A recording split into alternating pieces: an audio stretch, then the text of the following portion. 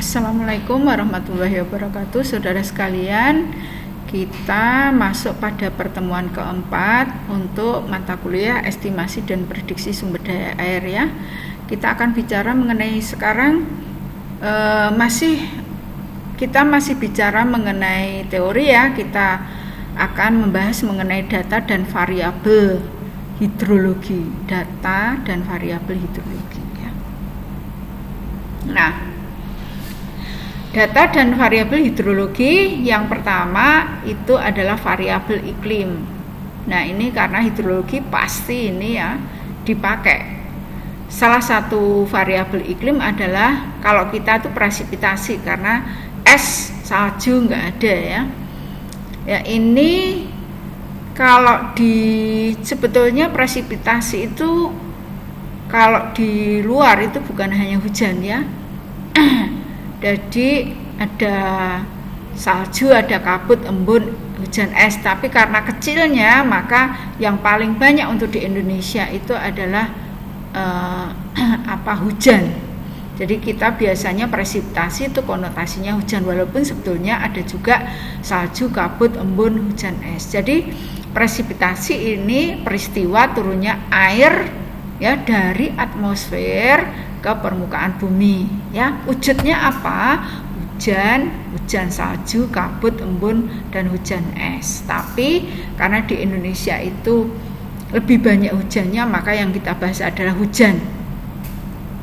Hujan terjadi karena udara basah yang naik ke atmosfer mengalami pendinginan ya, kondensasi, sehingga terjadi proses kondensasi. Naiknya udara ke atas dapat terjadi bisa siklonik, orografik, dan konvektif. Nah, ini di mata kuliah sebelumnya ya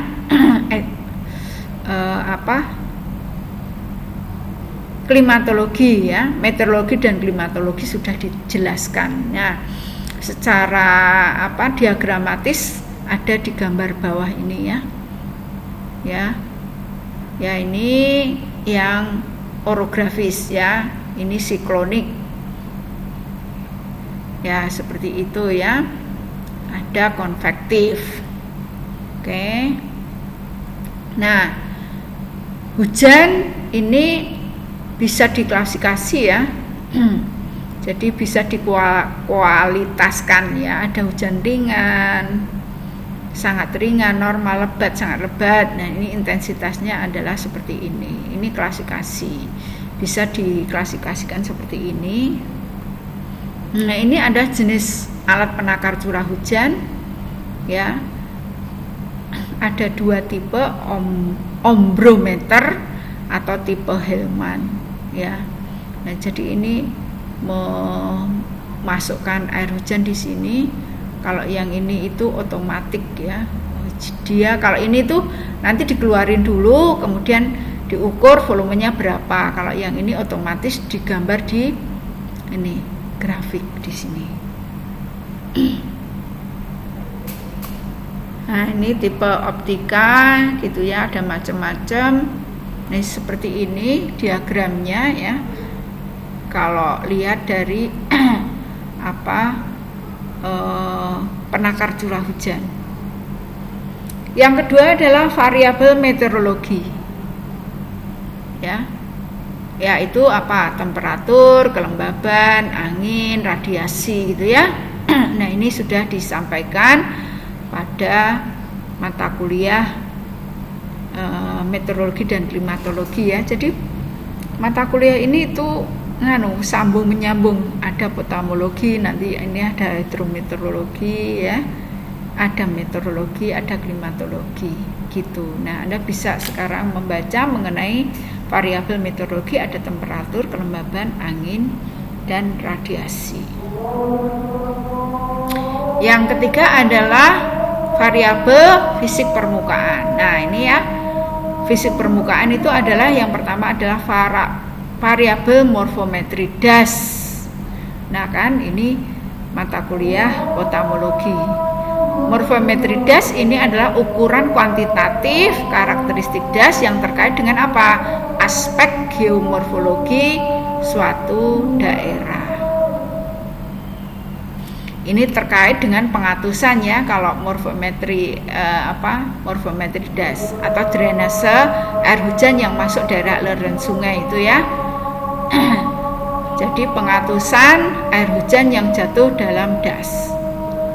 Nah, parameternya, Anda udah tahu ya, ini ada luas, ada bentuk, ada jaringan, ada macam-macam, ada kerapatan, pola aliran, gradien gitu ya. Ada banyak lagi. Namun ini untuk mengingatkan, kita akan bahas satu persatu, yaitu luas das.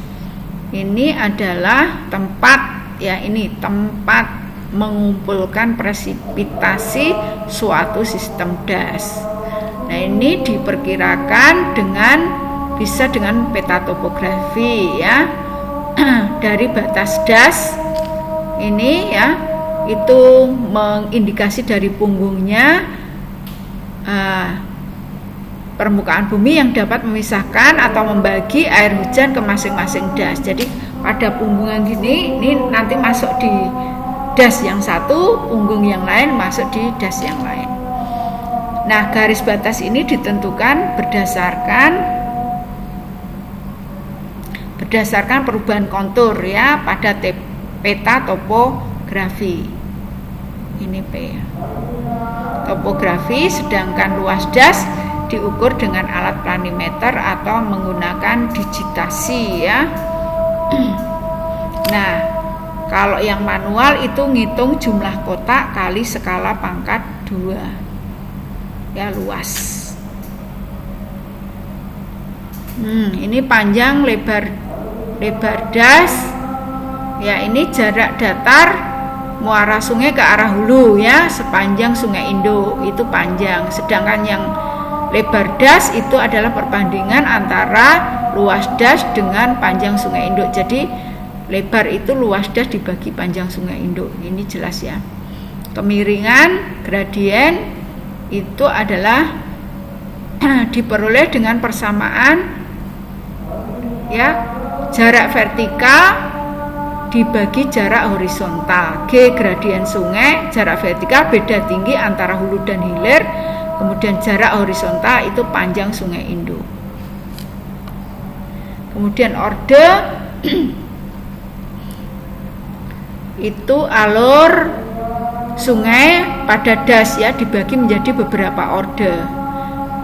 Nah, orde sungai adalah posisi percabangan alur sungai dalam urutannya terhadap Sungai Indo ya, urutannya dengan Sungai Indo. Dengan demikian, makin banyak jumlah orde sungai akan semakin luas dasnya dan akan semakin panjang pula alur sungainya atau sungai utamanya. Tingkat percabangan atau bifurcation ratio, ini ya, bifurcation ratio I adalah angka atau indeks yang ditentukan berdasarkan jumlah alur sungai suatu orde ya. Ini tulisannya ke sana. Kemudian tingkat percabangan sungai itu rumusnya pakai ini sudah mengulang di potamologi, nanti bisa buka lagi. Nah, RB-nya itu ini ya, klasifikasinya. Kalau kurang dari 3 muka air banjir itu cepat, 3-5 tidak terlalu cepat, kalau lebih dari 5 itu muka air banjir dengan cepat. Oke. Kemudian ini drainase density atau kerapatan sungai ya.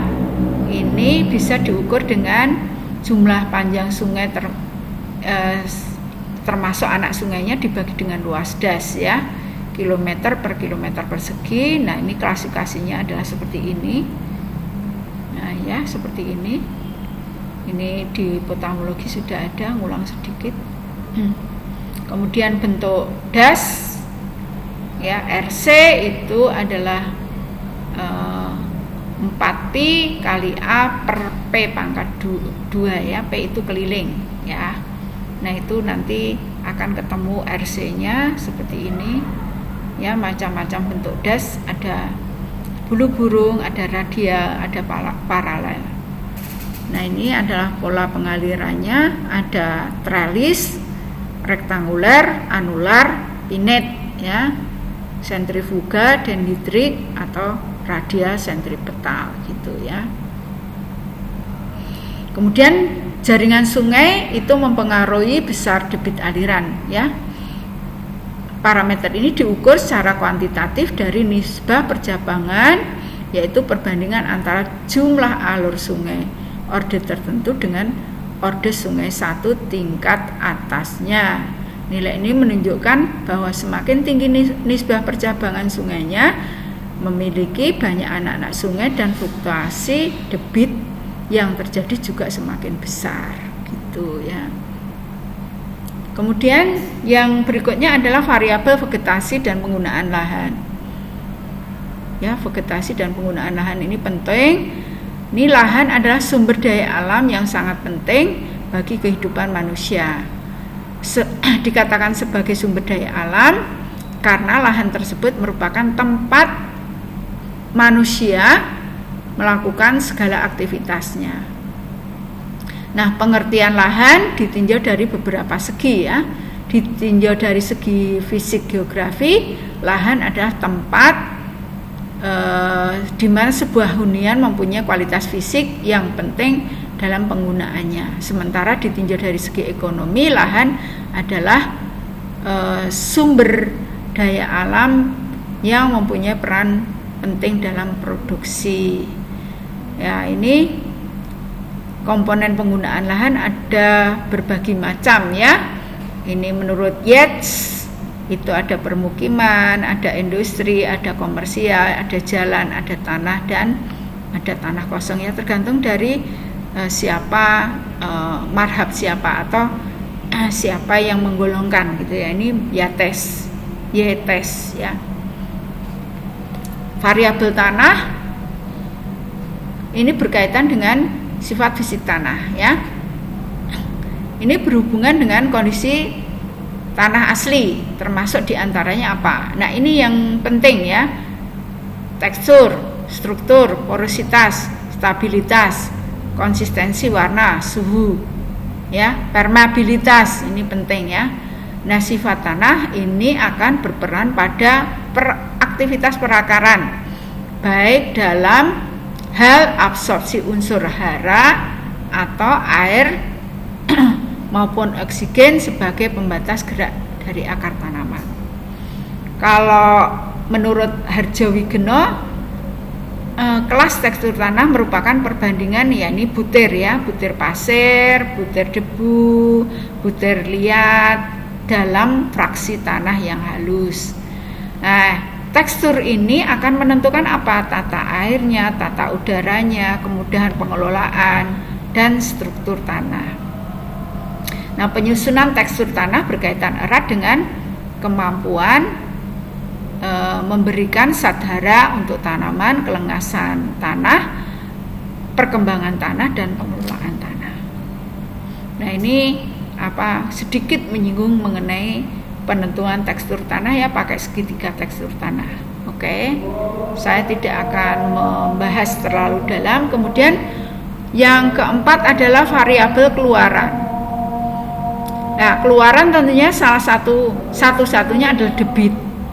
Debit itu adalah laju aliran, biasanya bentuknya volume yang melewati suatu penampang persatuan waktu, gitu ya. Ini potamologi lagi. Debit dalam sistem satuan atau standar internasionalnya biasanya dinyatakan dalam meter kubik per detik. Debit sungai dapat diukur secara langsung atau tidak langsung. Pengukuran sungai secara langsung dilakukan dengan mengukur luas potongan melintang palung sungai dan kecepatan aliran rata-ratanya. Untuk mengukur kecepatan digunakan pengukur kecepatan atau karometer. Kecepatan air berbagai titik di dalam palung sungai itu berbeda-beda. Untuk perhitungannya diambil kecepatan rata-rata. Cara mengukur kecepatan air dengan menggunakan karometer dan cara mendapatkan harga untuk kecepatan rata-rata dan menghitung debit sungainya. Ini sudah di mata kuliah potamologi. Ini juga begitu ya, menentukan debit sungai secara tidak langsung. Pertama adalah luas penampang palung sungai diukur, ya, kecepatan dihitung secara analitis, debit sungai dihitung dari bangunan air, ya, dalam sungai, misalnya gorong-gorong atau jembatan atau talang atau bangunan terjun dan lain sebagainya. Debit sungai dihitung dari hujan juga bisa, debit sungai dihitung dengan menggunakan rumus-rumus empiris juga bisa, ya, Cesi atau Manning. Kemudian limpasan permukaan atau runoff ini belum masuk sungai ya. Kalau runoff sebuah proses pengumpulan air mengalir yang akan menjadi aliran sungai menuju ke sumber awalnya. Secara empiris, koefisien aliran ditentukan dengan variabel input dan variabel permukaan, lahan, daerah yang bersangkutan. Model estimasi limpasan itu secara empiris diantaranya dari US Forest Service, ya, bisa pakai ini, bisa Cook, bisa Hastings. Adapun variabel dalam menentukan koefisien aliran tersebut banyak mempertimbangkan variabel biofisik. Apa itu? Yaitu adalah biofisik permukaan lahan terutama, ya. Pertama adalah kemiringan lereng, tanah, vegetasi penutup, dan simpanan permukaan. Di antaranya adalah itu. Banjir kekeringan.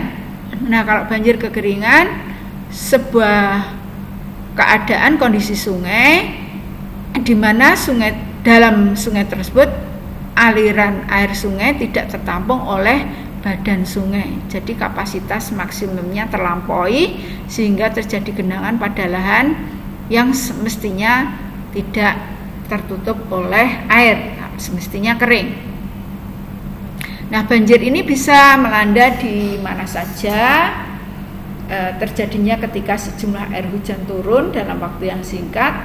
Nah, banjir disebut pula sebagai suatu keadaan aliran permukaan yang relatif tinggi dan tidak tertampung lagi oleh alur, ya. Jadi kapasitas maksimumnya sudah dilampaui. Atau tadi itu ya, keadaan alirannya permukaan alirannya itu tinggi. Kalau kekeringan itu beda lagi. Kekeringan itu